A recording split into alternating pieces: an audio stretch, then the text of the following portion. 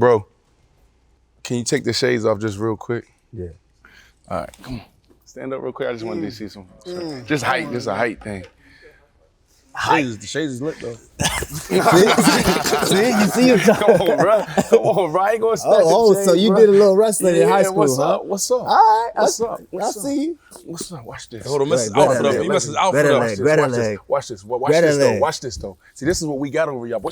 You go. Sit down. Sit down. Get out the club. Oh, Get out the club. Get out the club. Take a seat. Sit down.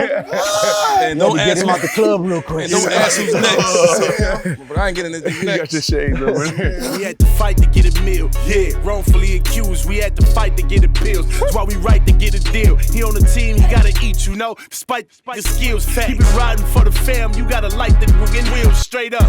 But in the past bad, work up in the trash bag. I'll pass a lot to take the test before I pass class. Yeah, and my family needed bread. I had to come correct. That's why I keep airing it out like I just passed gas.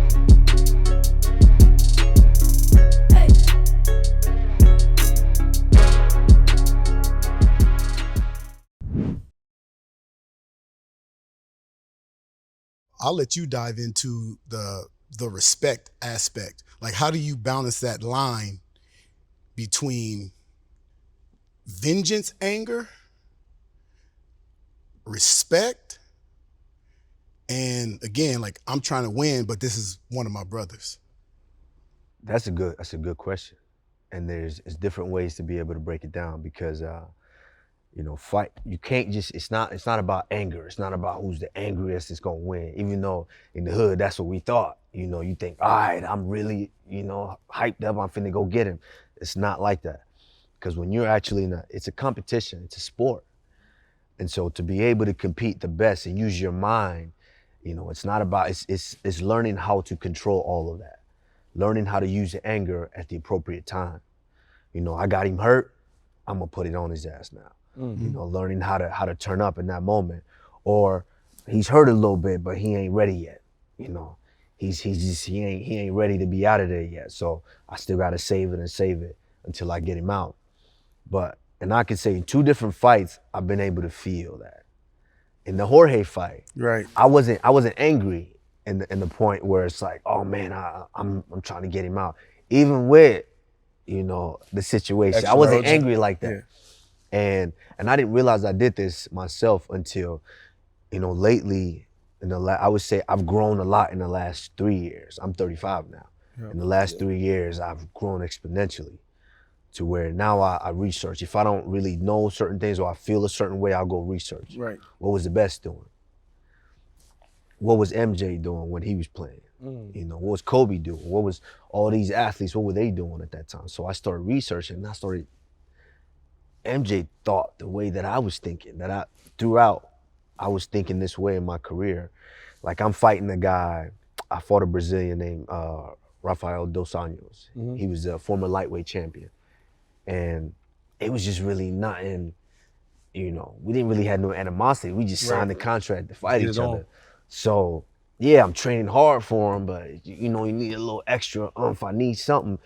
So I don't really, when it's getting close to a fight, I try to stay away from the internet. So somehow I seen an interview that he did, and of course you gotta build a fight. He's trying to hype the fight, and he said, you know, yeah, a lot of people haven't been able to get to him, but I'm gonna knock him out. That's all it took. Boom. In there, oh, you gonna knock me out. Talking about me? I need that. Is that the MJ thing you talking about? Yeah. Because MJ knew some of this stuff. He made stuff up in his head. Kobe made stuff up in their head, right? Yeah. Because I do a little bit of that too sometimes. I do a little bit of that. So if it's not enough, I'll find something for it to be enough. I'll find it. And in Masvidal, it was more of a respect. Like he talked all this game. He talked, yeah, I'm the best striker, I'm the best boxer, I'm the best this, I'm best that. I could beat that dude on any given day, because we fought twice. The first time, it was a 1 week notice. We flew all the way to Abu Dhabi and fought. And he said, nah, I was out of shape. Give me 6 weeks, I'll beat that dude. I know I can beat him. So I asked for the fight the second time. I was a champion. I didn't have to fight him again, but I asked for it. I said, nah, I want that. I want him. You wanted time to be able to train? Here's your time. Right. And I gave him that time. That's when we fought in Jacksonville. And it wasn't I could have dominated him like I did the first time, take him down, held him down, beat him in his face, and nah. I wanted to send him to the shadow realm. I wanted to really put it on him. And went out there and I told him, when I did the interview, when I asked for him, and I told him, I said, this time, I'm gonna put you to sleep. And fast forward to when I put him to sleep. Right. Now, in the other fight where I was angry, it was when I fought Covington for the first time. That was the, you know, the MAGA dude that was running around, and he made it pretty much race related. And in that fight, it didn't matter where I went. Before the fight, I went to Saudi Arabia, Abu Dhabi, Dominican Republic. They didn't even speak English. Like, you must kill this guy. You must kill him. Right. Everywhere. Represent us. Yes, and so in that fight, I could have taken him down. I could have been used tactics and got the win, but I knew nothing was gonna satisfy the world unless we stood there and I really put hands on him. Right. And that's what we did. We banged for 4.5 rounds until I got him out of there. I want to go back to, because I always find it interesting sitting down with fighters, talking to y'all offline and whatnot. How much of it is like, I mean, when I'm watching y'all the lead up to the fights, I don't believe none of it. You understand? But there's times where y'all cross the line. You know, so like, do you ever take that personal? You know what I mean? When you see these weigh-ins, you see people, the press conference, the face-off, and they start shoving and pushing. How about this? Gilbert Burns, that situation, right? Get out of line right there. Broke a, you know, I don't know if it's a unwritten rule in the fight world, but same camp, same team, moved into a different weight class, you know, became number 2, felt deep in his heart he deserved to be champion. He the guy. Called you out. You accepted it. But again, it's that unwritten rule. It's, you know, if you look at the Charlo brothers, they're in different divisions on purpose. Right. They came out and spoke about, you know, They not won't- fighting each other, Right. things like that. So, how do you take that from your brother, right? Somebody you've been in camp with, cheering you on, Dog. and you guys are both on this journey to become champions, Yeah. and then all of a sudden, he wants to come into your lane, Yeah. right? For whatever reason. Yeah. It's, you know, to touch on what you said at first, it's, we're in a society now to where there's the line is blurred between good and bad publicity. There's no such thing anymore. It's just publicity. You know, you see it all on the gram all day, whether it's male, female, it doesn't matter. There's no such thing. Everybody just wants to be seen nowadays. So they're willing to say and do whatever just to be seen. For me, I was raised different, and I'm still, my roots is deep. I was, first of all, I was raised in Nigeria long enough to be able to understand what mom and dad says and how we conduct school. ourselves. Right. Yeah, and then being a Southern boy too, raised in Texas, you know, I understand there's certain lines you don't cross, and I'm sticking by that because as a father now, the biggest thing and the most motivating thing for me is what my daughter sees, is the example that she sees. That's right. That's the biggest thing for me. I don't know, I would die on the inside if my daughter saw something and then when I came home, she asked me, because she's confused, that's not really my dad. Right. That's not, Daddy, who's that? Why'd you say that thing? Why'd you say those? Why'd you do that? You know, that would kill me on the inside.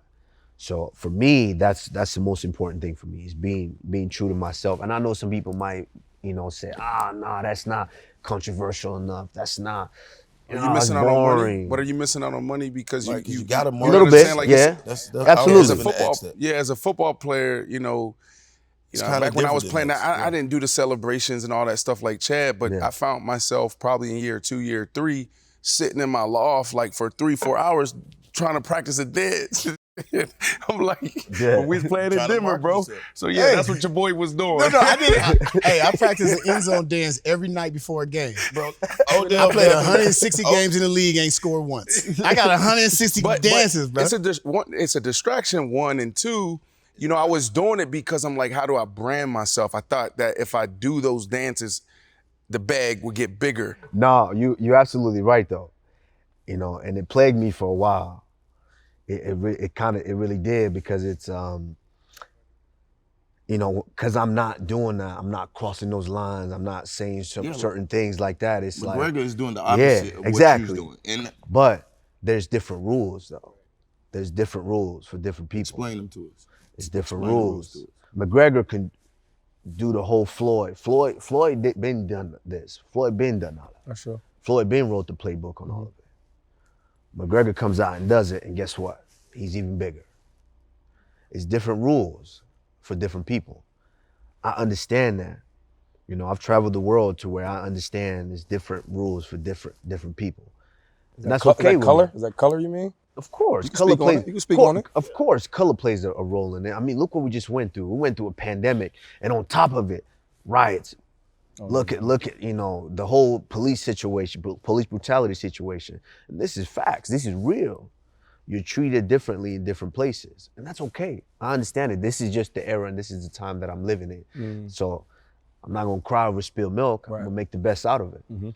You know, but I understand that, yeah, there's certain things that you can or can't do. But for me, the biggest thing is I'm not willing to jeopardize who I am just for the extra bag. Because yeah, what's having $20 million in the bank when nobody respects you? Right. That's the point. Right. You still gotta pay in the club. You still gotta buy the bottles. You know, you still gotta pay for them. Right. You know, what's the point of that if nobody respects you at all? You know, you're still gonna feel unhappy on the inside. And so, for me, that's the biggest thing is getting over that hump. Because at first it's like, man, why people, you know, they're not really, I'm being me, but they're not really rocking with it right now. Yeah. But then it got to a point where I got so comfortable, like, I don't give a if they rock with it or not. That's right. And then eventually it's like, you walk out and then they cheering, you Right. know? Before the Masvidal fight, they booed me. I was a champion. They booed me. Yeah, I understand we in Florida. I live here too. You know, they booed me, but when we left, they was cheering. You know, so at the end of the day, as long as I do my job, I'm gonna continue to I'm gonna be happy with the end result. Right. That's the biggest thing. Now to your point, It's a two-part question because I got something deeper to come with that too. Go ahead. That fight was the most personal fight for me. That's right. And I never want to go into a fight feeling personal. Of course, I do everything that I need to do psychologically preparing for it, but I never want to step in there feeling personal. And that fight was really hard for me, even from the start of it, because I had trained with him. Like we you know, a couple years had gone by for us. We didn't really train together like we used to, but this is how it was. Is I come into the sport, and I'm already here in Florida, and then he comes into the sport maybe the next year, and we liked each other because it's like, that's another dude that's willing to work as hard as I'm willing to work. So I know I'm gonna get good work from him every time. And he comes in with the skill of his jiu-jitsu is very good, world champion. I'm like, okay, great jiu-jitsu. I'm a wrestler. My wrestler is better than his. We can work off of each other. And learn. You know, his jiu-jitsu can't work if he can't take me down. What do I do if I take you down? So I need you just as much as you need me. That's right. Yeah. And so he's a lightweight, and he shared the goal. He wanted to be the lightweight champion. Of course, I'm gonna do everything in my power to help you get there. And I'm a welterweight, and you're gonna do everything to help me get there. To the point where I even flew all the way to Brazil to corner him for a fight. Wow. You know, I'm just that teammate. You got to fight. I don't care who it is. I'm gonna try do my best to mimic that guy for you, to give you that look. And we was like that for 4 or 5 years that we trained together. Man, you know, things. So this is your man. This is your man. Yeah. Like, So I mean, this deep right so like I mean to the point where it wasn't like, oh, we was at each other's house every day. Right. But That was your dog, though. yeah, that was my guy. Okay. And plus, yeah, his kids, his boys, like I'm winning their lives. I see him in the gym all the time. These are my dudes. Like, yo, nephew. you know, like, you know. And so now we hit a point where there was a lot of things happening behind the scenes and with the team. Team is changing over. They're going a different direction, and I just needed more. I knew in my mind, because I'm honest with myself, if I'm not where I want to be with this particular art form, I need more work at it. Right. Right. And we have a big team. The coaches just aren't able to give me that work. So I need to go seek that work elsewhere. That's right. And so I had to make a move somewhere else to a different, to a different coach. But that's my team. Everybody knows. Like, that's my guys. Oh, And so not really though. So he was foul first. No, he wasn't. Did You you fouled. No, he didn't. Like I said. He left, I said, bro. He he left went to the go team. get better. But But listen, Bro, when you left the Cowboys and you went to your team, But That's different. Fight is different. Fight is But hold on, different. listen. Because it's some So things. this what he's saying. This what he's saying is he brought him in. He little brother. Right. Little brother, come here. What you want to be? You want to be that champ? I'm finna do whatever in my Pack, capacity. all that's cool. But Yeah. hold on. No, Just hear me out. I hear what you're saying. Okay. B. I As hear what him you're being the saying. head the big brother, he tell the little brother, hey, look, I gotta go over here and work on my hand game. So I'm gonna go. I'm just using that as an example. Yeah, no, I see I'm what gonna you're go over here saying. and work with this other coach and team on my hand game. You know what I mean? Just because my hands gotta get better. I've mastered everything that this circle is teaching. Okay, me but right now. okay, fine.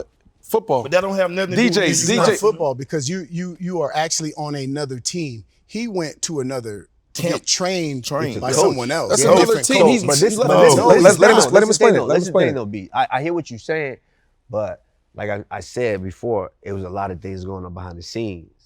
It wouldn't work anymore. It wouldn't work me being there. But this has nothing to do with the guys on the team. These are my trainers. This is the head of the staff. This has nothing to do with the the guys. staff. Right. Y'all still my dogs, my teammates. Everybody's my dog. So I train with y'all to help you guys individually become the best that you can be, and you guys did the same for me. So it's no animosity whatsoever. To the point where even in the fight that he fought Tyron Woodley, who was a former champion that I took the belt from. And in that fight, I had showed up to his camp a couple of days just to give him the look and just, put little bugs in his ear like, hey, this is how I got it done. This is, hey, you This the do blueprint. this, This you the do that. blueprint. This is how I got it done. And so I'm watching that fight while I'm training in Denver. I'm watching him. Of course, I'm supporting him. I even texted him before the fight. Watching the fight. Boom, fight gets done. I'm watching. I'm like, yeah, I'm happy. Genuinely happy for my guy. And then he, finished up, and then he called me out. Go crazy. After the fight. After the fight. That's what I'm saying. And I'm like, Like, damn, dog. The hell is like- wrong with him? like- I just was with him. So y'all both foul. like Go it ahead. hit me in the chest. Like, Yeah. I mean, I understand you changed weight class now, but you hit me in the chest. Like, I'm not mad at him for that, because at the end of the day, this is an individual sport to where we all want to be champions, and knowing that as a champion, this is how you change your life, your family's Right. life, But do generation. you think it was him or the coach? That's the question so- I want to ask you. I mean, I feel what you're saying. I hear exactly what you're saying, but I wouldn't think that was the coach, especially not the head coach, because the head coach was should know. I was his guy. And he know. Watching And the he fight, know. watching. And he didn't corner. So I'm a huge didn't? fan. No, the head Right. coach. The head coach didn't corner. Yeah. He So did hold on, corner. listen. I'm a huge fan. I don't want that on my I've been resume. watching you. I've been watching UFC back when they had no weight classes in '92.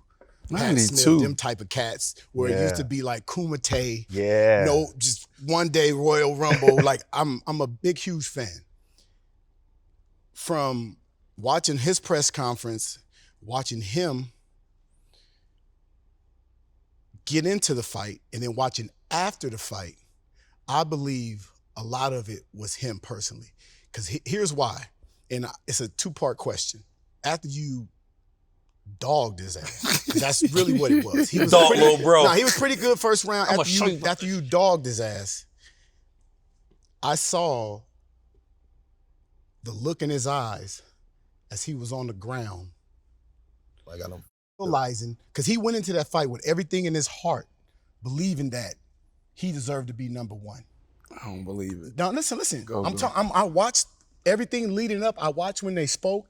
He never said nothing disrespectful, but he basically was saying like, "This is my time, and I gotta go get it." And I understand this is my brother. They were both very respectful leading up to the fight, but after the fight, it's like when you take on something more, and the outcome isn't there. He just looked dejected. He realized what he believed in himself was not true. And my two-part question is after that, you kneeled and cried. What was that about? It was that's you hit that one on the head. Yeah. Because Okay, D. He got emotional. Yes, listen, Okay, bro. D. Yes, He got emotional beat his ass. I ain't got to do this. bro. No, it was one of those, to the point where, like, for me it was, I genuinely, when I'm on a team with a guy, unless you just a dickhead and nobody really mess with you like that, I'm just that type of teammate to where I'm gonna do everything to help you. And we say teammate because we train together at the same time in the same gym, trying to accomplish the same goal, preferably in different weight class.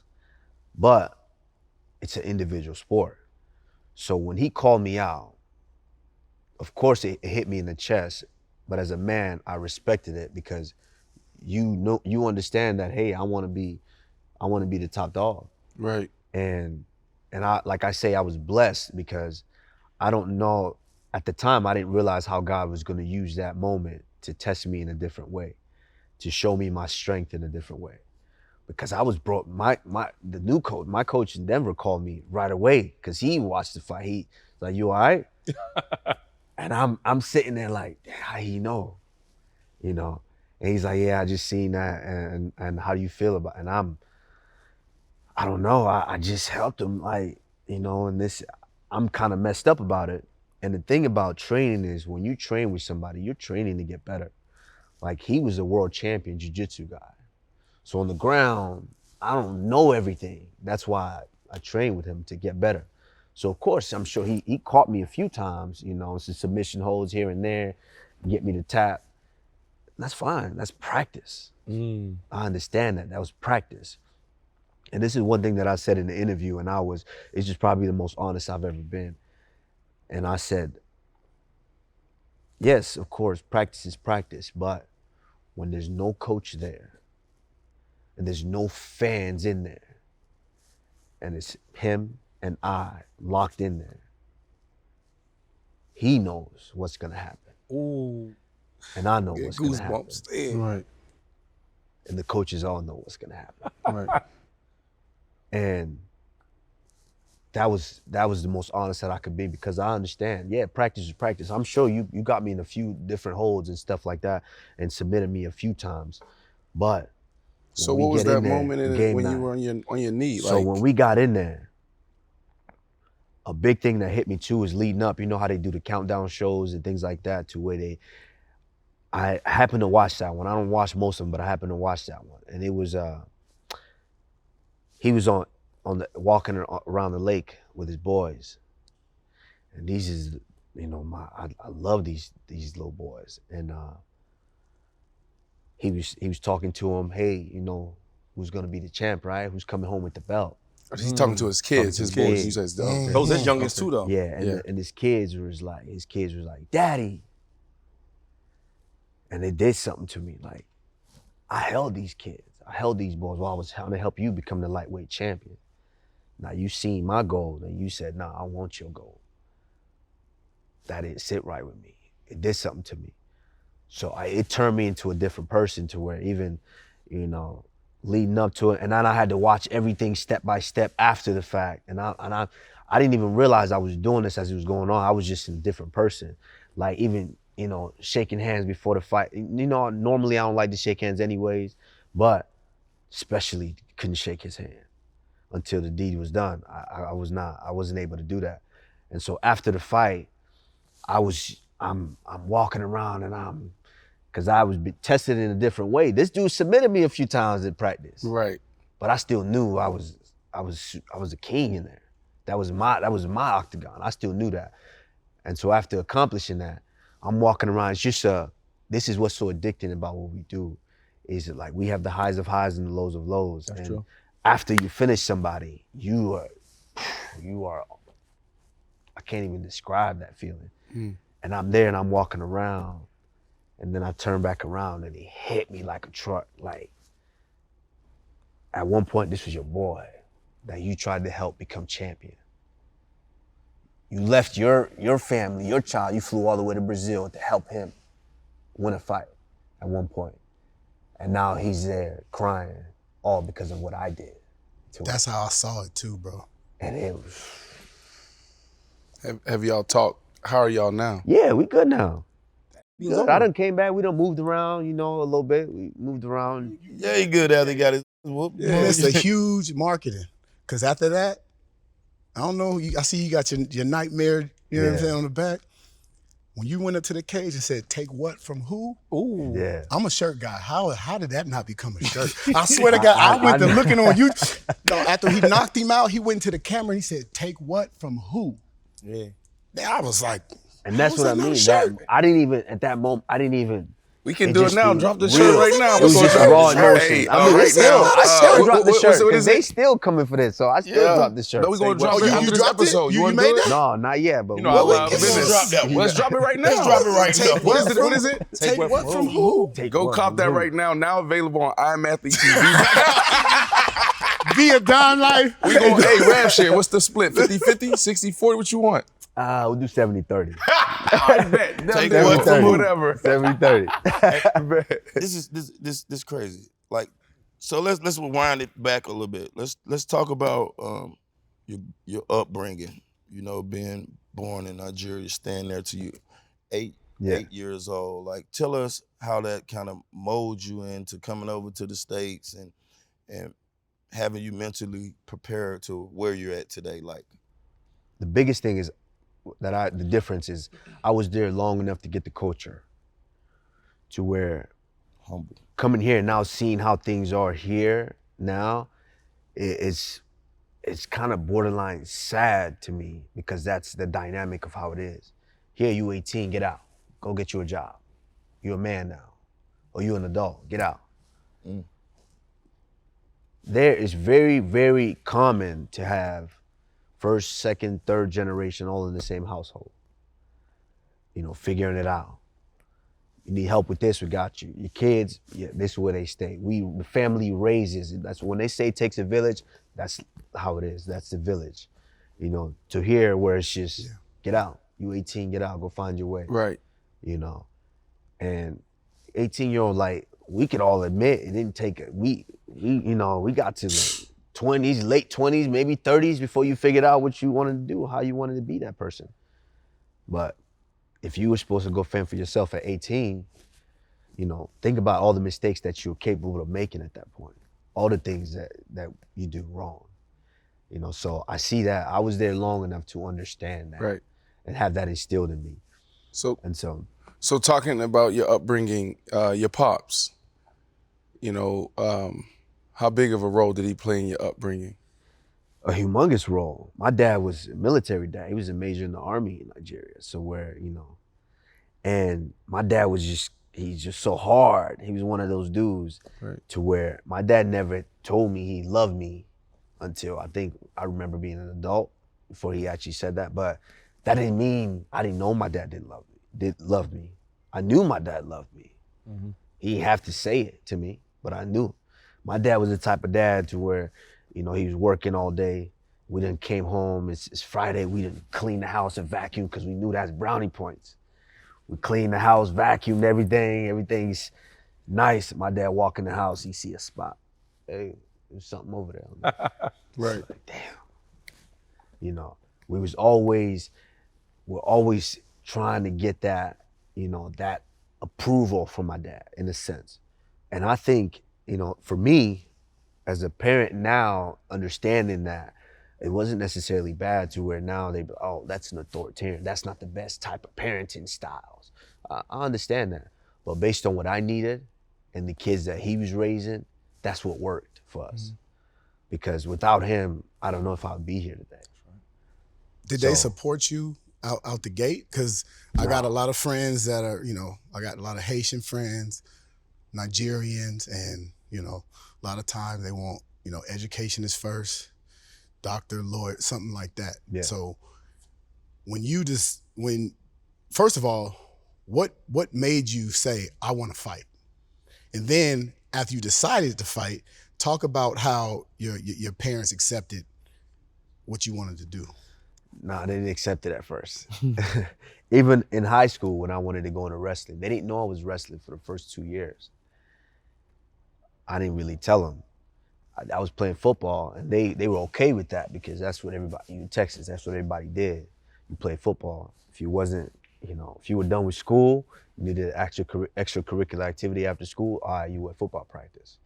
So the first year, they knew I was at football practice. The second year, I was at practice. Third year, I was at practice until my mom saw me on TV wrestling. Then the cat was out the bag. Yes. Damn, my baby good. The cat was out the bag, and I came home, and then it was like, oh, okay. But at that point, I was already too good enough to where I could continue. Right. But no, of course, there's, of course, as African parents, when we immigrate here, it's a sensible thing. We want our children, our offsprings, to go into avenues that are going to feed them forever, to where they don't have to struggle. They want you to be a doctor because you're always going to get a job. That's right. That's a skill that you can always use. Be a nurse, that's a skill you always use. Be a lawyer or engineer. These are skills that will never go out of style, that you will always use. So that's why they push so heavily for those. Right. Of course, not sports, because it's not. We all know in the football, the chances of you making the chances of you making it are very slim, and of course, injuries and things like that will cut that dream short. Right. So they would rather you not risk a gamble on that. Right. But for me, I was doing both. I was trying to do both, but the more I got into sports, the cooler it was. The cooler I was now. I'm with the cool kids now. You playing football, you doing this. It's like, okay, the grades start to slip a little bit because that's not your sole focus anymore. But I was still able to kind of maintain both balance to where they didn't ask too many questions. They just knew I was going to practice. Right. So I kept going to practice and kept going to practice until, my mom had seen me on television and I came home with a medal. So I had proof now. Oh, you saw me? Oh, damn, busted. But I got this medal. Right. So at that point, it was accepted. Slightly, in a way. Right. My dad still, your grades better not drop. Yeah, right. Okay. But what it actually did for me, it actually helped me. Yeah. Because once I started to do that, now my focus started shifting to that. To where when I was freshman year, I played football. I was 5'2", 103 pounds. Texas football. Wait, what position? Yeah. What? I mean, middle school.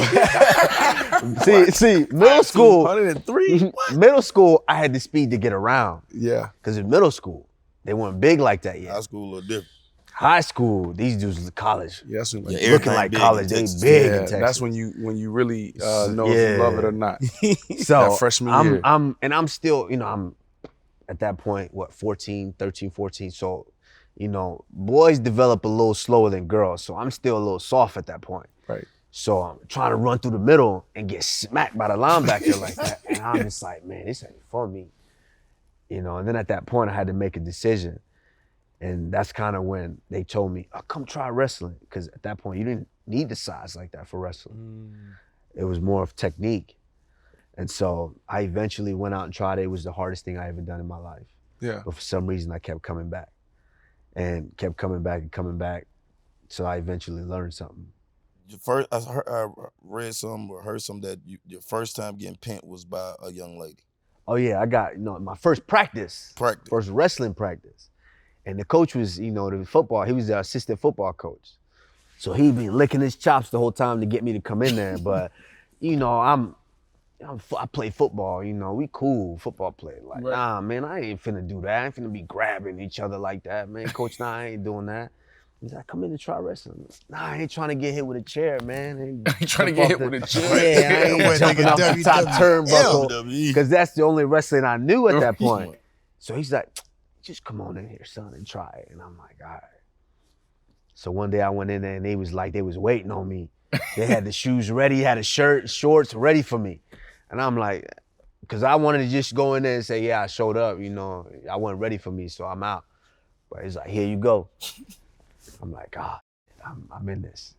So we get in the practice and they put us in a group of 4. And there's 3 dudes, all the same size, 100 pounds. And it was a girl in the group. Now we know girls develop faster than men. So they stronger than us at that point. I thought that was like elementary and middle school. Nah, though. and she got that mean. She out there, she mean. That right. middle school Yeah. age, 12, 13, they there already. So we get in and we wrestling. I don't know what I'm doing. We just, they saying do, wrestle, we wrestling, and she take me down. Wow. I'm like, damn, okay. Get back up, we doing stuff. Boom, take me down again. Slam me. I'm doing whatever I don't know what I'm doing. She slammed me, put me, and it was just something so defeating about, as a young man, I couldn't get off my back. Like, people don't think about that. Can you imagine me putting you on your back right now and you can't get up? There's nothing you can do about it. It was just something about that so defeating. And that's why I say I was blessed, because I'm learning so many different lessons at so many different stages. I just remember walking home that day and I'm messed up. I'm like, yo, I got up today. By a girl. Say that. Say that too now. Okay. By this Okay. girl. Say that. And there was nothing I could do about it. But this is where I say my mind was wired a little different, because as I'm walking home, and I used to walk home after school at that point because I stayed for practice. As I'm walking home, my whole thought, I was disappointed, but my whole thought process was like, I'm gonna get her back tomorrow. And I walked home, and I came back the next day, and she assaulted me again, so I walked home, same thing, I'm gonna come back. Boom, same thing. Now, a couple of weeks have gone by, and we wrestling, we doing stuff. I don't know what I'm doing, and I throw a move. It was a move we learned, headlock. And I threw it, boom, and it worked. And I was hooked. That was my first. That was the hook right there. Hook right there. Oh, I learned something. Oh, I'm gonna come back. That's what hooked you right there? That was what first got me back. So the next year I didn't even go for football. I went straight into wrestling. Yeah. Kept training. It wasn't until I got when I got that first medal, it was a wrap after that. What's your record right now? Fighting, I think UFC. I mean, you haven't lost since 15-0 in UFC. 20. Right. All right, but 21? you have one loss. Yeah. Talk to me about the one loss. Because you haven't since then. We don't even see a Well, two loss in losses. sight. We need girl gotta get her respect. Yeah. That's right. Girl need her respect. Asterisk on it, huh? Come on now, hold up. Right. I bet she's somewhere right now like, yo. Oh yeah. I told you. Choke dog shit out of his ass. Oh yeah. Now, She dogged me. Right, She right. dogged me, but I come to find out, she was like a 3-time state champion. She been working. So she knew what she was doing. You remember her name? Yeah, I remember her name. Let's shout her out, man. Give us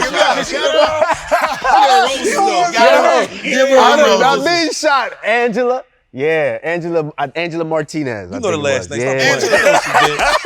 What's up? I think. No, you You know don't the take name. too many L's. We heard you gave me one in the night. It was a lesson that I learned. And then even in that first loss, like I said, I'm blessed to the point where I needed that.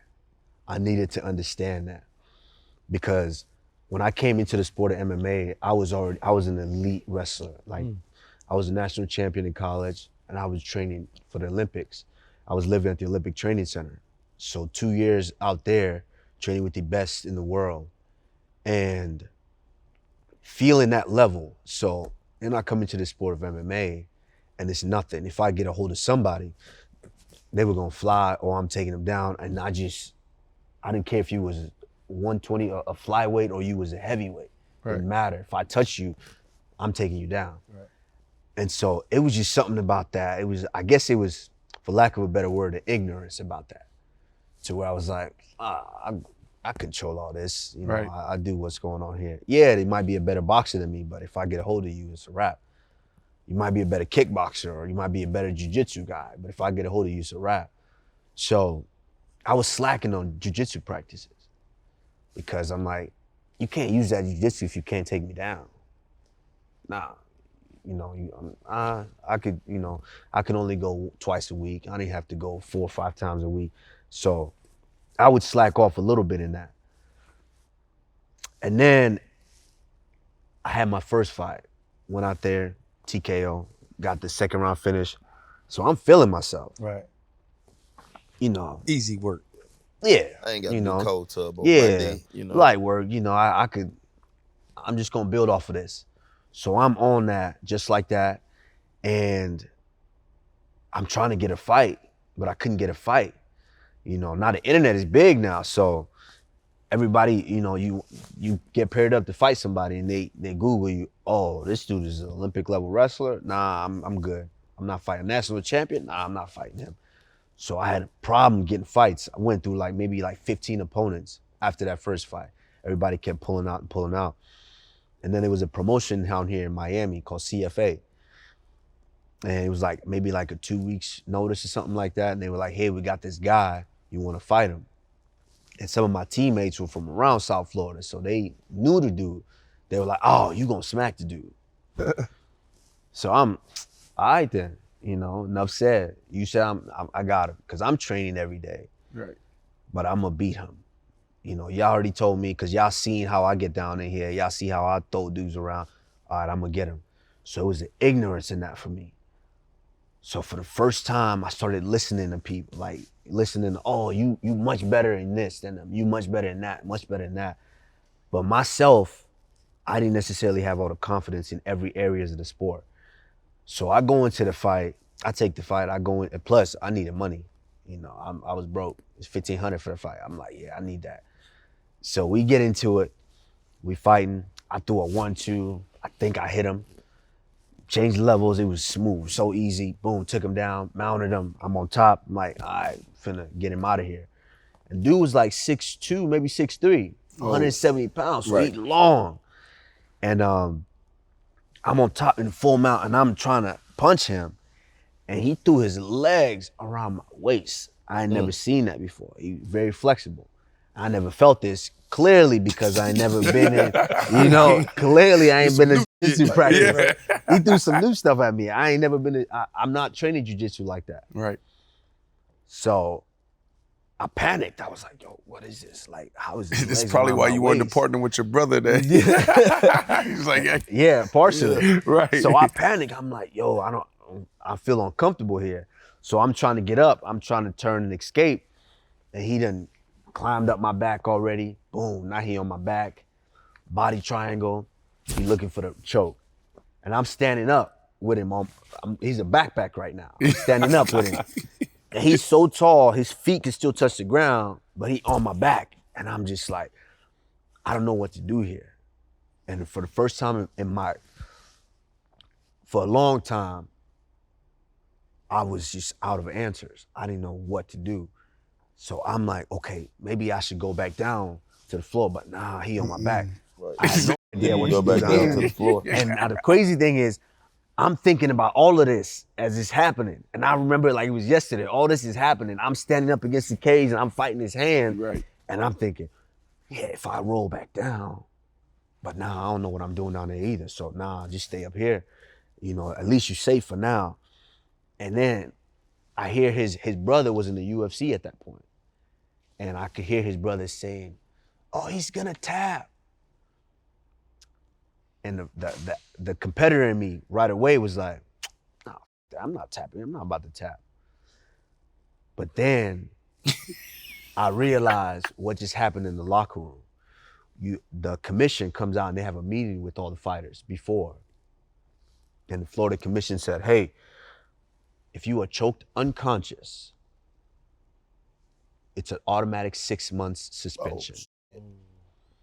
So if you go out, because you know we're fighters, we like, nah, I'm never tapping. Right. You gotta kill me in here. But if you go choked unconscious, it's automatic 6 months suspension. This fight, I'm making $1,500. No work, no. So yeah, I ain't gonna be eating for a while if I don't tap right now. Yeah. And then it's like, there's no way, I have no idea how to defend myself right now. So I gotta tap. Wow. I wasn't as tired, but now his brother's still screaming, he's gonna tap. I'm like, am I gonna tap? So I'm now my legs is shaking, because now I got this 190-pound backpack on me, and I'm like, yo, all right. So for the first time, I quit on, been a long time, I quit on myself. Wow. I was like, I have to tap because I'm outgunned. I just don't know how to get out of this. Do you regret that? Because you know what I'm saying? Like No. That was a lesson. No, I don't regret it because to me, it was like super strategic. Very strategic. I don't You don't want to be without money for 6 months if you don't have to. Right. Yeah. I'm broke. I'm broke. It's the beginning. So, but at the end of the day, of course, I would like to be undefeated in my career. But it's true what they say, you learn more from your losses than your wins. And so I tapped. I was, I think maybe the second or the third fight. It was maybe like 13 fights on the card that night. After I tapped, I immediately regret, the feeling that I had wasn't of regret that I tapped. It was of regret that I haven't learned enough about this sport to be able to step out here and compete. I didn't have every tool that I needed to be successful out here.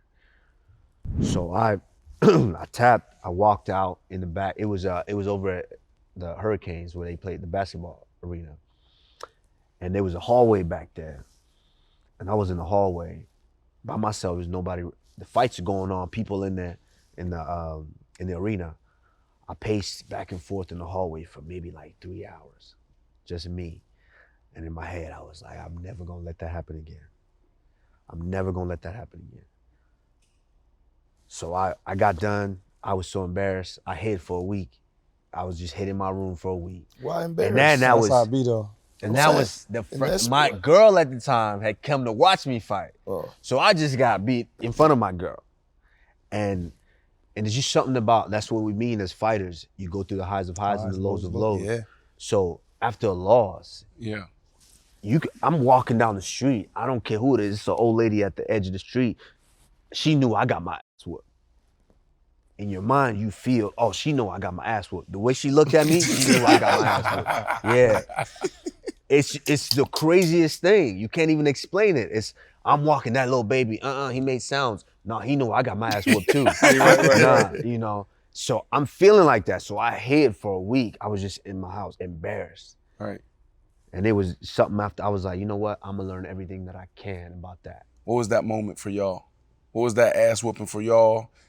You know, was it it could have even been something outside the field. It was like, you know what? I gotta take things to a whole nother level. I'll go first. So anytime I get asked, you know, advice by a young kid or a parent, hey, can you teach my kid, tell my kid something? I tell them, be the most in shape person out there and know what you're doing. It was 2 times playing football. One time I wasn't in shape, and it wasn't because I came off an injury or nothing like that. I just didn't do what was needed in the off season or whatever to get me to where I wanted to be. And then another time, I wasn't mentally prepared for that game. And I don't know if it's like this in the fight world, and it's harder for you two because you guys are on offense, because defense, we're real reactive, right? We can't do nothing really until y'all move or do something. And I can have an assignment, but if one guy moves over there, my assignment changes. So really, I gotta wait to see what you're doing to know what I'm doing. It was around the 4th play, and I was gassed in one game. And then it was around the 7th play in the other game, and I had no idea what I was doing. I was the Mike linebacker, so I was the quarterback of the huddle. So I'm supposed to lead everybody, tell everybody what they're doing. And I said, oh shit, I got 70 plays left. Oh shit. Right, like, oh shit. Right, like you studying for a guy, you get in there, oh no, he's bigger, he's quicker, he's, oh shit. So when I was not in shape, I'm 4 plays in the game, I start saving. I ain't hustling to the ball, I ain't running, I ain't jumping on, I'm doing all these things, right? The time where I was in shape, but I didn't mentally know what I was doing, I just start banging in the shit. That's a rule in football. If you don't know what you're doing, just hit somebody. I just start banging in the shit. But being the leader of the defense, I was like, because it's a team sport. Yeah. I was like, bro, I didn't rob me. I could deal with that. It's, 45 other guys, 65, 70 guys on the team, coaching staff, people, the guy that make the omelets, this and that. I robbed all of them. And I told myself I'll never feel that again. Like, you could beat me, you could out-scheme me, you can do all that, but I'm gonna know what I'm gonna do, and I'm gonna be in shape to get there. And ever since then, I made sure that I always knew what I was doing, and I was in shape. So the number one rule is, as a football player, if you don't know nothing, go go beg something. If you don't know nothing, Still don't know nothing. It's a coach watching film. Oh, I can work with him. If you dropping 10, 15, I can work with him. Right? We just get him going in the right direction. I can work with him. 100%. DJ, you gonna hit his own teammates. And friendly fire, baby. Well, I ain't never had too many points like that. You know what I'm saying? I might have had a couple games where somebody had 100 yards, but I would use It could have Randy been Little Moss. League. It could have been Little League. I was the star. I dominated all that shit. So you ain't never had no old moment. As far as what? Like everybody that's ever been in the NFL. I ain't had an old moment except when I played Randy Moss. I go to the sideline and say, hey, put two motherfuckers over here because I need help. Well, let's hear about it. That's That's it. the moment. Let's hear about it. That's the moment. I was finna say that, but my point was, like, the first play, bro, he take me on the go, and you know I was fast, so I'm running. I'm like, thank God they ain't throw this ball. I'm like, God damn, he started pulling off on me. Second play, they called the same play. It probably a bomb for 60 yards on me. Do that? I go to the sideline. You in Dallas at this time? No, I'm in Tennessee. You in Tennessee early. I go to him. Oh, you like, early pack. This the pack dog. My second year. Yeah. I go in there, I'm like, yo, bro, we're at halftime. I'm like, listen, there's nobody over here that can guard him one-on-one. Stop calling all this man and leaving us over here one-on-one with him. The man got 89 yards at halftime, 10 catches, a touchdown. I'm like, bro, we gotta have help. So if I had that one moment, it was I haven't seen too many people that can check Randy Moss. That was your moment. That was my moment. I had no answer for it. You know what I mean? Every now and then you might win one or two routes. You know, it's competitive, but he was one of those guys. Well, shit, the first route, if he run deep, you're gonna be running deep for the next 10. You know what I mean? I'm gonna make sure, but like Randy Moss was by far that moment for me because I had no answer for him. I couldn't run with him because over 15 yards, he was catching stride. Couldn't jump balls. He was gonna beat me on that. Only thing I had for him is try to grab his hand. Couldn't press his ass at all. Right. I'll be quick. Family sit down with me. I always say, what's your bit wall? So any young athlete, what's your bit wall? What makes you the best in the world at what you do, right? Stick to that. Like early on in my career, I would study Ocho and I would study all these little receivers, and I'm spending my whole offseason trying to be quick at the top of the route. Doing that. I'm like, man, I ain't never gonna look like Ocho. I'm never gonna look like Steve Smith. I'm never gonna look like Marvin Harrison. So I start studying the big dudes, and I'm like, how do I use my strength? That's what makes me better than any other wide receiver. So I try to beat up dudes, right? So when any family or young athletes sit down with me, I say, what's your bit wall? It could be IQ, it could be your size, it could be your speed, it could be your work ethic, but what is it? And let's be the best at that. That's what's gonna separate you. So anyways, I figured that out, right? Now we in Denver, and we playing against Green Bay. Al Harris, cornerback. Al Harris, okay. Right, dreads, gold teeth, he from down here, right? Like, You scared? No. I'm going back dreads. to my bit wall. Now ain't no corner stronger than me. That's why Pacman Jones stopped pressing me. Yes. Okay, so boom. He tried to bam. He ain't nobody stronger than B at the line. I will say. Right. So now I'm in the game, and I'm going against Al Harris. It might have been Sunday Night Football, Monday Night Football, right? Coach Shanahan, Jay Cut, all y'all boys. Everybody. So I'm out there, and when I tell you before the game, me and Al kind of looked at each other, and we start yapping. I'm like, boom, I'm young, he older too now. We got into it. Well, I got this legendary picture of me and Al helmets like this, like two pit bulls before the game. And then, bro, when I say once that game started, it wasn't even business no more for him. It was all personal. That man in the first play took me like this. I was like, oh my goodness, the first time, like he was little too. I was like, yo, this is grown man strength. So now I had to change my whole plan. I was in a fight the whole game. And then after, Coach Shanahan and Jay Cutler, anytime I would trip in practice, they'd be like, don't make me go get Al Harris. I'm glad y'all thought that was funny. got bullied. You get bullied around. I did. I ain't gonna admit that was the one Harrisburg, we moment. not getting bullied. That was the one moment. Hey, no. I finished the game. That was the game. I ended up catching a little something. I had 70 yards and we won the game. But if you look at it, because stats, sometimes numbers lie. I had like 70 yards and most receivers like, okay, it was a decent game. No, I got my ass whooped. Yeah, it ain't even about the number of It was like how you was walking home. You know that's how I felt. I was like, oh my goodness. Al Harris, like, that was different. Like, ain't nobody gonna take my will out here on the field. That was the first and only dude that ever did that. Randy Moss, my only one too. Right, so come on, Shady.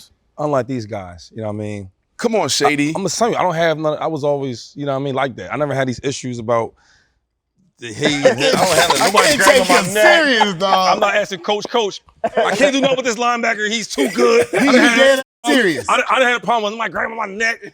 And I don't know what he said, but I don't have none of them issues. So I apologize. But one thing I do want to talk about, aside from that, you talked about the business part, about the finances and all that, right? And I know you were younger at the time with the $1,500. But I got a lot of boxing friends, right? And they don't have a union also. And you guys don't have a union. So in the locker room, we would talk about different things like, dang, how can we have a better league, right? We talk about the NFLPA and et cetera. So my thing with you guys is, how do y'all feel about that? What are y'all conversations about? Yeah. No, I mean, we feel very, very strongly about that because at the end of the day, you know, this is our health that we're all putting on the line each and every time we step out there.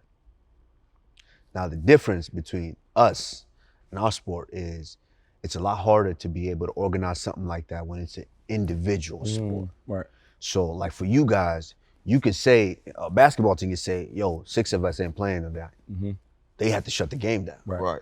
You know, we can't do that because when you say, you know what, I want to be this guy, I want to be the leader, and you stand up, guess what? It's number 2, 3, 4, 5, 6, 7, 8, 9, 10 ranked that's willing to jump in there and take your spot because they know they're just gonna get more chips than you get, than they getting right now. So that right there makes it almost damn near impossible to be able to stand up and accomplish that. And so, I mean, it's definitely something that's important because when you're done with the sport, let's be honest, and I can say that right now, I've sacrificed a lot. I've sacrificed my whole body for the sport. Right. You know, I've had 8 surgeries. Y'all have insurance? That was just for the accident. We do have insurance, but it's kind of like a workman's comp type insurance. Right. If No, you hurt on the need job, to go to the doctor. That's what men be saying. So in the league, they give you insurance. So your family that's the thing. And will retire. So you got also, about 5 years. Exactly. So also in the league, y'all get paid. Y'all get your check. Right. During the season, right. Wife, kids cover everything. Exactly. Yeah. We not like that. So y'all have no insurance thing? We don't have insurance like that. I got to get my own insurance. So what about, so the other thing is, right, I'll be like now that I'm retired, I talk to the active players.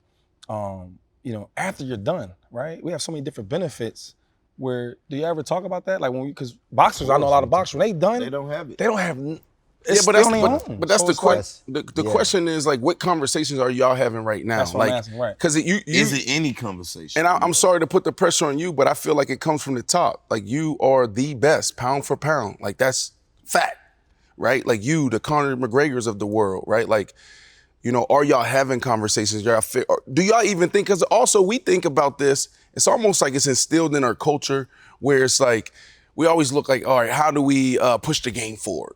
Peyton Manning, I'm gonna push the game forward, make it better, right? Yeah. Do y'all think about that? Like how y'all gonna push the fight forward? Some of us do. Some of us do. Now this is the difference is, of course I played team sports. I played on football teams, on a basketball team, middle school, you know. So I was able to understand working. There's something to be said when you can understand being on a team like you guys to where you, like you said, to where you could collectively know that, hey, if I don't do my job, I'm cheating everybody else. So this is for the greater good of everybody else. There's something to be said about that. And I understood that because I did play team sports for a while. But a lot of fighters don't get that. They're not that. Right. They've been fighting. This is all they could do. Right. So they've been fighting since they were 5, 6. So that's a sole proprietorship. Like you're the only one working on Track that. and You're field. you're trying to get yourself to that level. So it's about you. But here's the problem with the UFC. The problem is, because you know I spoke there 2016, y'all first time coming together, right? It's the first time I met you. The problem is, and I don't know if things changed since then, but UFC got a Reebok deal. Y'all still got that Reebok deal?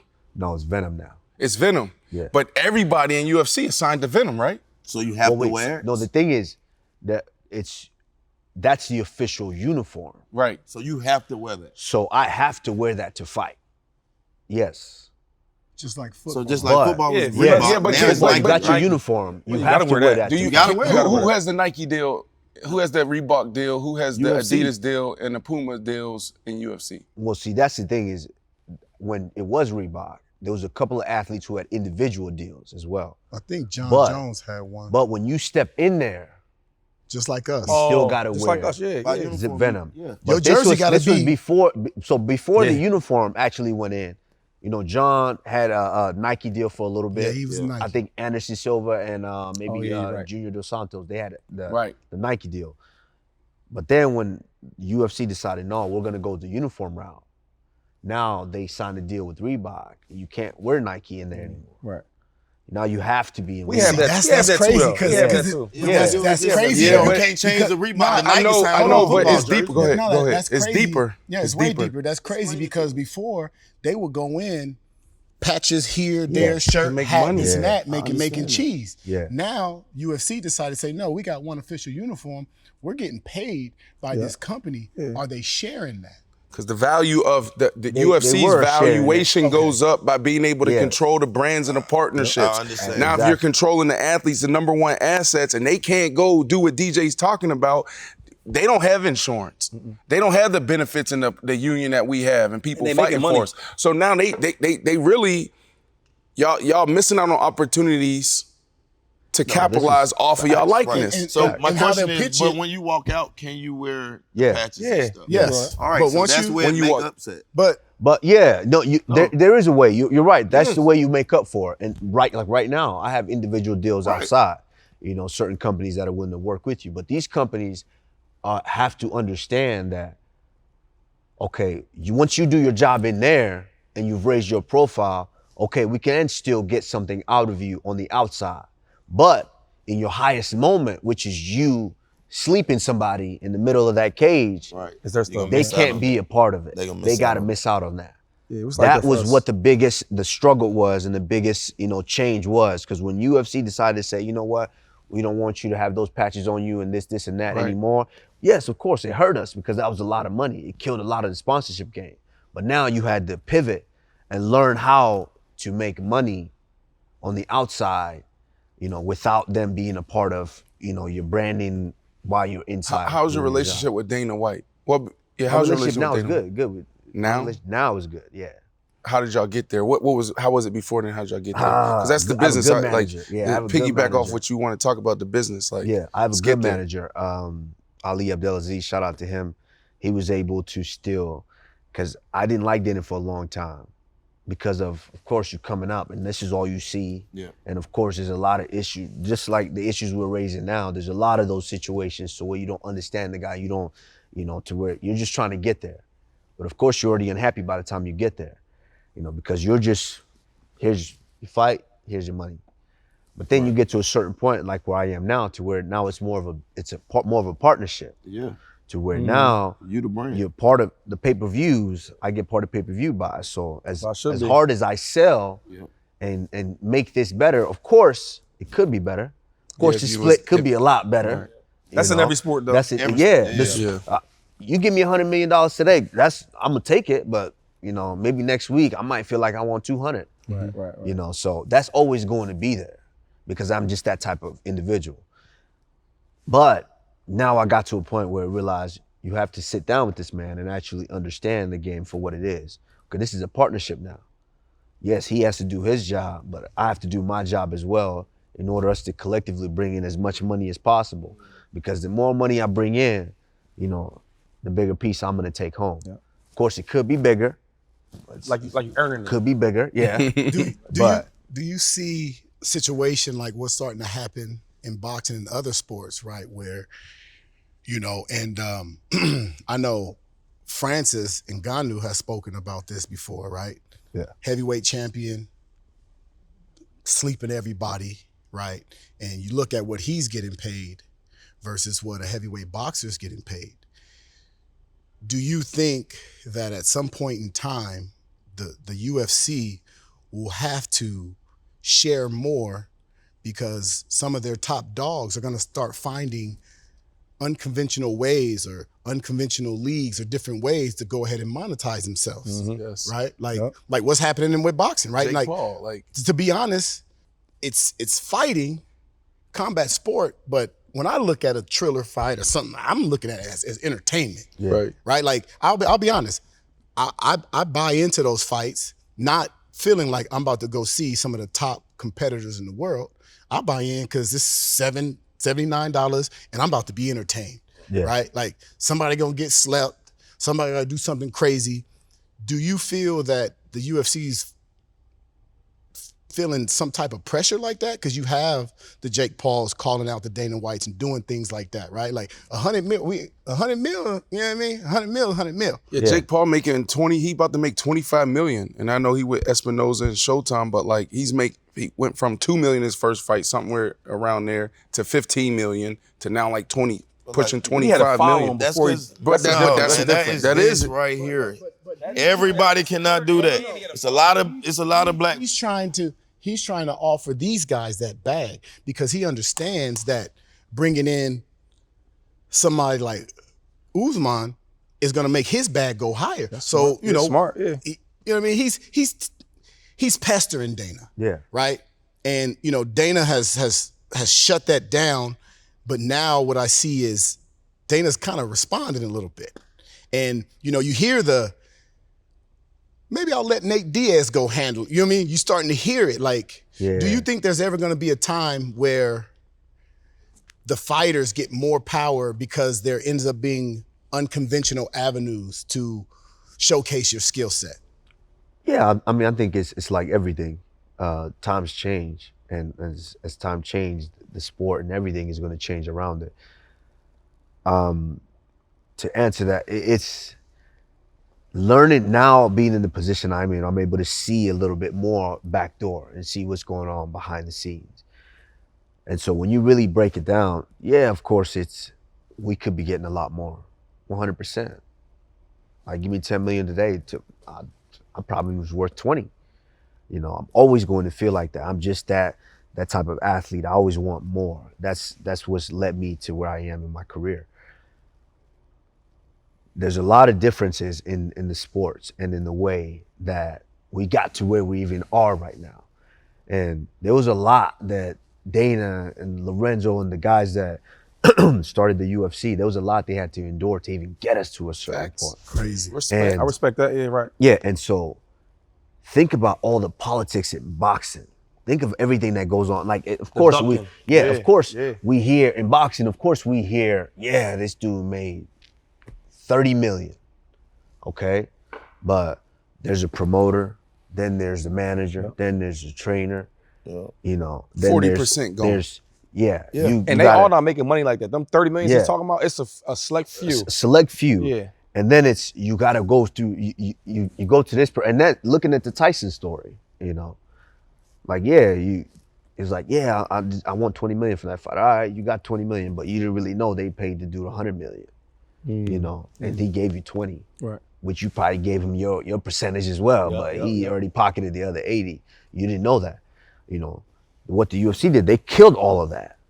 So they cut all of that out to where now all you have to do is train. You got your manager speak for you.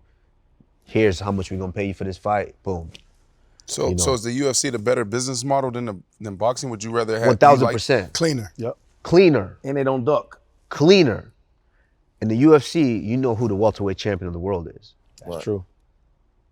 Boxing is 25 7 belts. It's 30 belts. It's 4 belts. So they made up a belt. It's really 4 belts. So what's the Y'all next watch phase of the boxing? UFC for? Because to me, when you talk about it, I appreciate you giving Dana his flowers, because a lot of times people don't understand, you know, like you said, what it took to get there. Great, phenomenal. Give him his flowers. Endured a lot. But now this is real, where you talk about 100%. your health. I think a couple weeks ago in boxing, someone died in the ring. Yeah. You understand? Yeah. Now we talking about y'all don't have health insurance, right? So thank you, Dana, to get us to this point. But what are the 2-3 things that we can do moving forward to push it For to make the sure the athletes, fighters, the number yes. one assets, are taken care of? Right. Absolutely. And and I think they, you know, what they wanted to do is by building the Performance Institute. Yeah. To where before it was like, okay, you hurt, all right, your fight's off. All right, we'll pay for you, go to the doctor. Once you get done, give us a call and, you know, you right back in here fighting for us. Now there's a place to where fighters can actually go to and get treatment and start to, so basically that's a way to keep you in the game longer. Right. Of course. And they pay for that. Yeah, they Where's take the care of head- that. where's the Yes. headquarters It's at? in Vegas. It's in Las Vegas. Okay. It's beautiful. Yeah, respect that. which is It's getting is better. great. They've made a lot of strides, you know. And before, and this was another thing too, and that I had to come to. Before, it was the sport was too new to really understand what the implications were going to be down the line. Right. So now, 30 years later, and first of all, it's grown exponentially. Yeah. Yes, it has. So to go from a, you know, maybe a $4-8 million company to now selling what 400, almost 8 years ago for like WME. $5 billion. Was it that Big much? B. Yeah, bro. Big B. Yeah. They doing better in boxing right now. So it's not even It's close. international and they So- growing like crazy. To be able to grow like that, that means margins is very, very, very good. So that means things could probably scale back a little bit. We're at a point now to where, I mean, I would say behind, you know, football, you know, soccer, it's probably the worldwide second fastest growing sport in the world. Currently, right now, it's 3 champions from Nigeria, Yes. right? West Africa. One's Cameroon. Oh, Cameroon. Yeah. Yeah. Two In Ghana's Nigerian Cameroon. ones, yeah. Right. How much do you guys? How proud are you? How much support do you guys give each other? And are you personally or collectively doing anything? Because, like I said, I follow the sport like crazy. I'm following 3-4 kids right now, Africa boxing, hands, this and that. And there's a lot of talent coming out of Africa, bro, in every sport. Every sport. Are you doing anything back there to kind of push the culture? Absolutely. The first part of your question, I understand that it's very rare nowadays to be the first to do anything. And once again, I'm blessed to be in that position to where I could say I was the first African-born champion in the UFC history. And to be part of the first 3 African champions in history at the same time. It's crazy stats. And so being a part of that, it's very, very special to me. It's near and dear to my heart, to where I love those other guys like they're my brothers. Like Francis is like my brother. You know, Izzy's on the other side of the world, so I don't see him as often. But, you know, we Nigerian at heart. We talk, you know, we support him, and we're one weight class apart. So I know the world wants us wants me to move up and go ahead and challenge for his belt and get 2 belts. But what for? It means more to me that there's 3 African champions, 2 from Nigeria with belts, than me just holding 2 belts and leaving someone else out. That means so much more to me.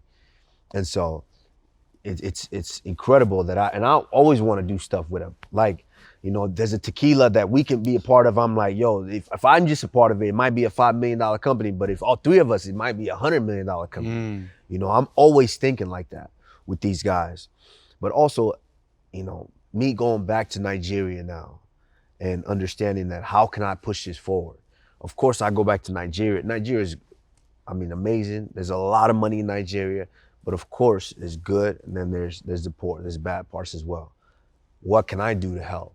I got to use the vehicle that I understand right now, which is my sport.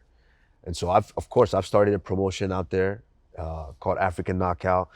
We actually, they had a reality TV show, kind of like The Ultimate Fighter, it's on Netflix, but they did the first season before I signed on. Now I'm signed on and partnered with them to where we, you know, I want to change the whole face of it, and I want to grow it, because this is something that we speak worldwide. It doesn't matter where you're at, it doesn't matter what culture, we speak this. Yeah. You know, and it's something that is natural.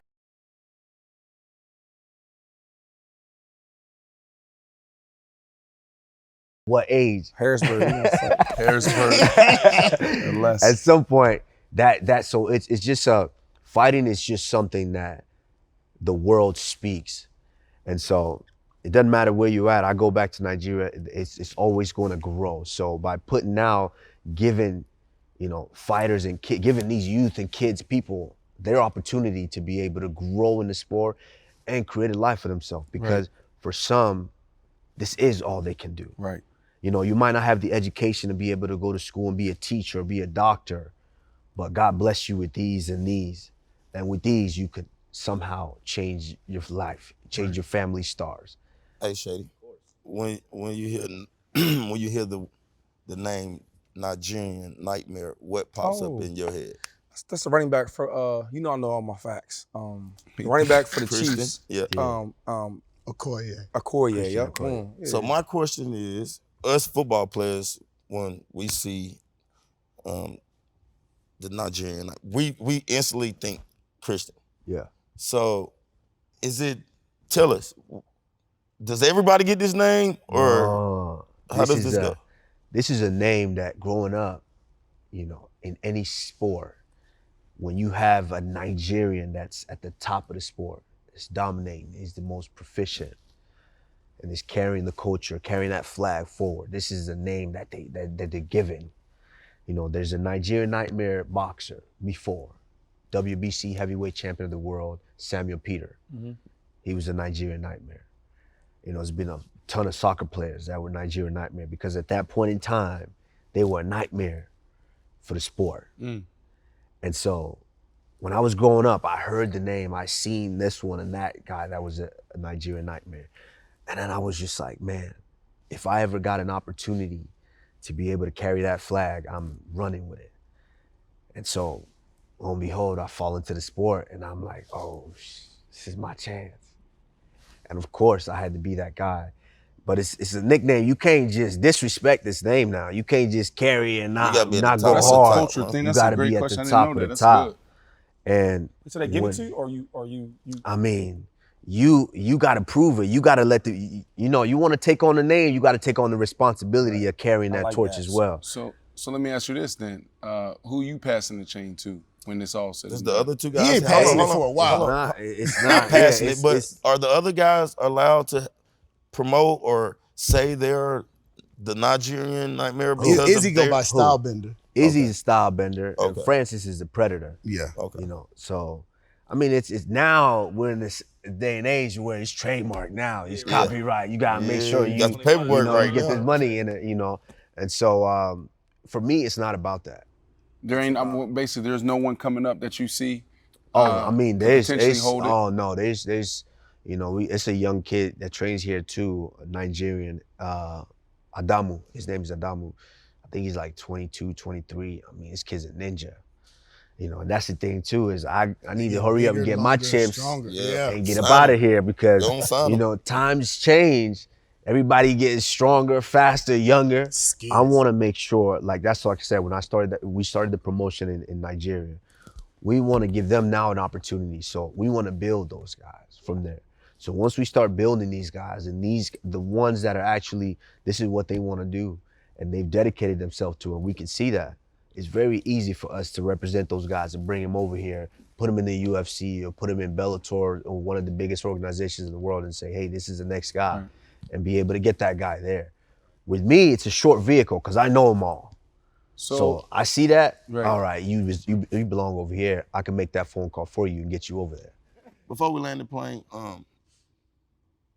we've read your story, and I know your daughter's a big part of your life. I had 2 girls first, and then I looked up, and thank you, Jesus, he gave me a little boy, but Junie is like my spitting image. But I know you're a girl dad. I follow you. I see what you post, this and that and this. Let's talk about your daughter, like the impact she has on you, changing different outlooks of you as a father. You spoke earlier about you don't want to read certain things on the internet and this and that.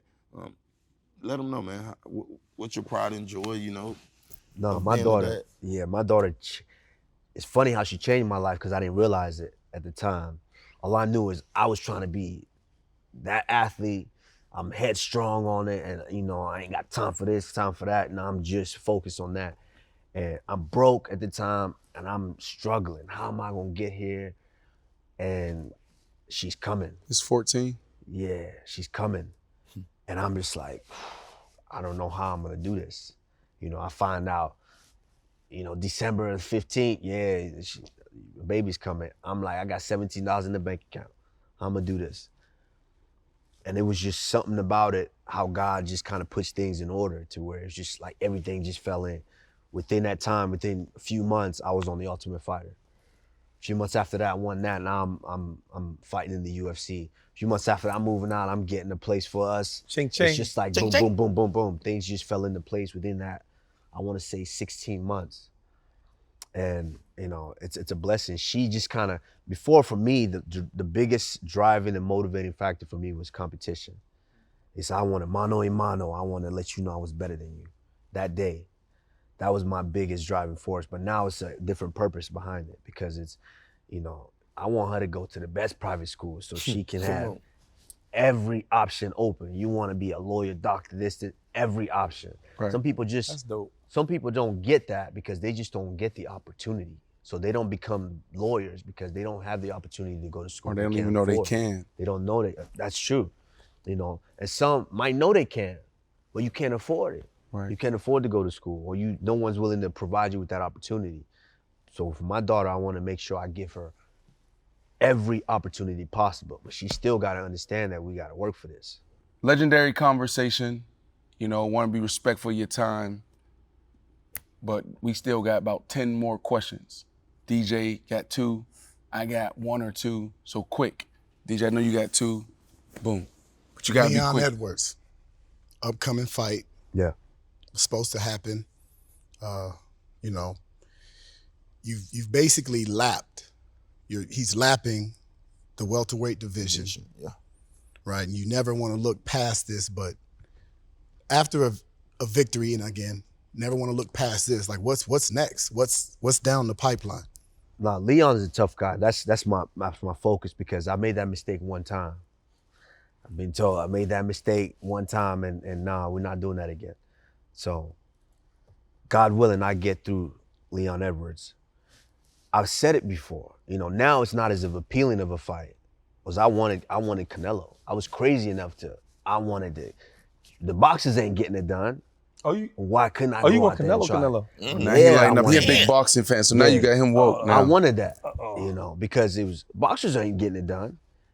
So why don't I try my luck? And plus, it's never been done in history, pound for pound versus pound for pound, and subsequently happened to be around the same weight class. It's never ever been done. It's been a humongous fight. We would have made the most money we would have ever made in any fight. Hold on, what are we talking Both about is right Is it now? still possible? Him and who? Canelo, the Doing boxer. what? I like his Doing mindset. what? You mean? Boxing? Boxing? He's not gonna come over to me. Right now, would you Nah, still nah, take it though? They won't do on. that. Nah, He's they not won't do gonna that. come to Nah, they me. won't do that. Nah. Nah, he's we not talking gonna come about to me. boxing. We talking- Yeah, no, I'm. That's the thing is, I'm crazy enough to try. I respect that. I'm crazy And the enough money to gonna try. be good. Exactly. So you You want ain't just I'm Canelo? crazy enough. You enough got good hands. to try. Come on, That's what I'm saying got though. good hands, though. That's what I'm saying Yeah, though. but Is with Canelo, he'll be- I let I know, that's Canelo everybody world. Yeah. think what they. Yeah, you know, like let's be honest. Would you fight Jake Paul? Because No. the money can not be enough. crazy. What you mean it's not enough? You can Not make enough. 25, I won't fight that dude. 20, 25, that's not enough. It's for me fighting Jake Paul. I'm helping him. Right. Now is you're going me. back to principle Yes. and Yes. Me fighting Canelo.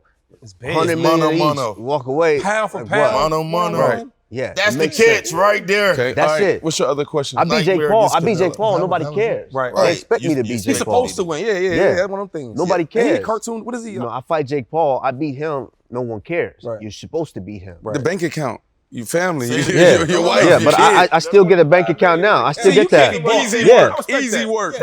They can be bought. They can be bought. You know what I mean? But listen though, You ain't let him I beat finish. Canelo, biggest athlete in the world.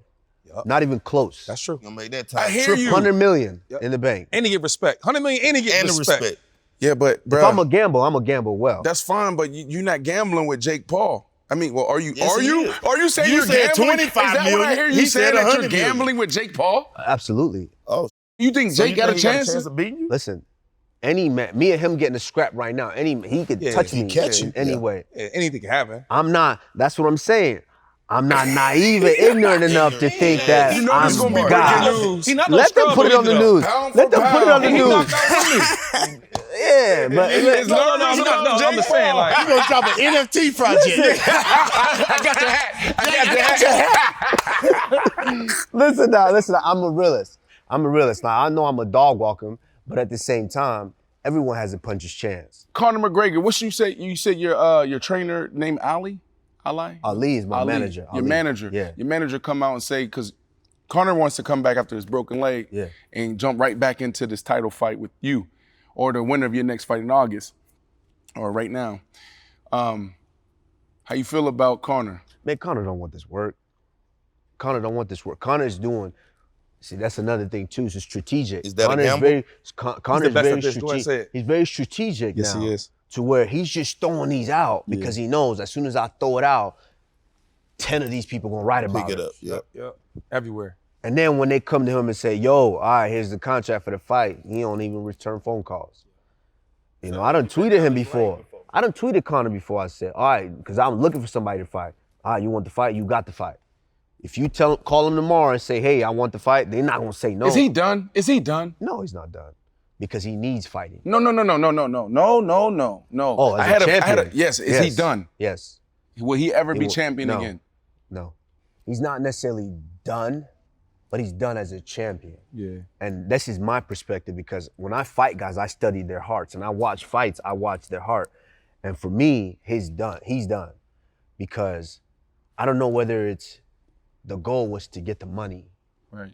I don't know if that's what it was. Because he, you know, there's a story about him. He was broke. And, you know, I love for that me, story. for me, it seemed like it was about not being broke, Right. getting the I money. agree with that. So I understand that. Now he's not broke Far from anymore. that. But how are you gonna be champion? Because that's what drove you to become champion, because you didn't want to be broke. Now you're not broke anymore. But the relationship between him and Dana, don't you think like he can call you out? Yeah, he can call me out, but that don't mean he gonna fight the me. relationship with him and Dana, Dana is going to somewhat, my opinion, protect him to get back to maybe he might not be ready for you. Yeah. But as far as payday, he might be ready for you because he's gonna bring him out. So what I'm saying is Dana's gonna protect him so he can get back to you. No, do we have a chance in hell to beat you right now? At the point, it's not necessarily that they protect him because he's bigger. He's that big to where he can pick, he can call his shots. He's that big.